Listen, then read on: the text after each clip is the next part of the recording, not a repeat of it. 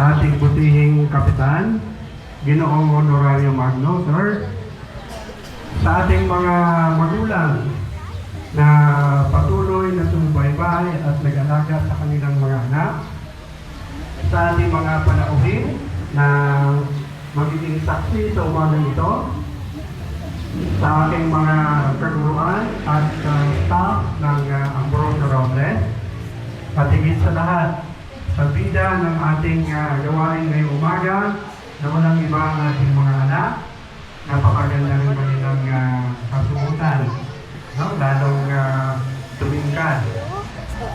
Ang umagang ito ay isang pagdiriwang na kung saan ay matasaksihan ng lahat ang kanilang pag-angat at higit sa lahat ang mga biyaya, ang mga parangal na igagawad sa kanila sa umagang ito.